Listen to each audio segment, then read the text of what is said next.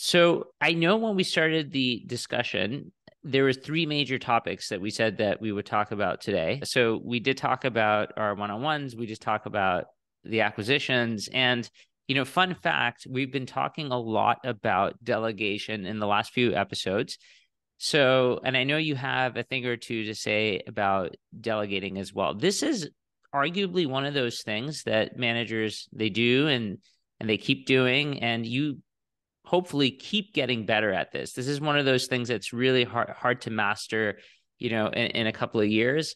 And I feel like you learn it more deeply over time. But curious, what are some of the main things that you've learned about delegating and things that you would share with the audience today? Yeah, so I really love kind of focusing on delegation. I think there's a few things that we could talk about here with delegation, but one of the things that I think I like to focus on is how to make sure that your team feels safe to take on new responsibilities when you're delegating. And there's a model I really like called the comfort, stretch, panic model, and it describes three different zones. So in the comfort zone, this is where you're really comfortable. You've probably executed in that zone before. It's tasks that you're very comfortable doing. The stretch zone is things that are really at the boundary of your ability level. Maybe it's something that you've never done before, but you think you might be able to do. Maybe it's something you've done before, but you struggled with. But it's something that you're not necessarily super confident that you're gonna be able to do. And then beyond that stretch zone is the panic zone.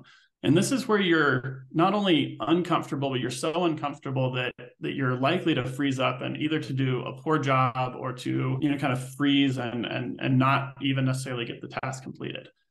And one of the things that I found, when delegating is that there's kind of two different types of delegation. You may delegate a task because there's really somebody on your team who's better suited for it.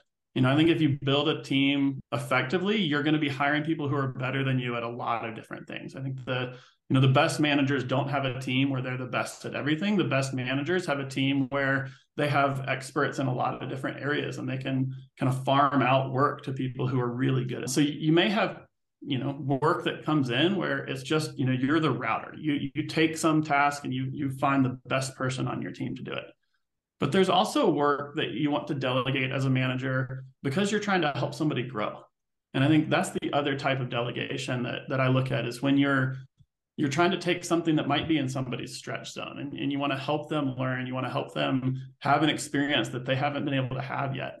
And I think in order to do that, you have to have enough psychological safety on your team where somebody feels safe failing. If you can't fail, you can't stretch.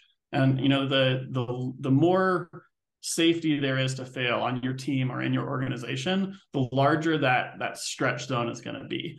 And if you have a team where it's failure is routinely criticized or punished, then people are going to have a comfort zone and they're going to have a panic zone. And there's not going to be much of a layer of stretch zone. You're going to end up with people who just really stick to the work that they already know how to do. So I think, psychological safety in a lot of ways, I think is a dependency of effective delegation. And until you have that psychological safety, you're not going to be able to delegate things beyond people's comfort zones.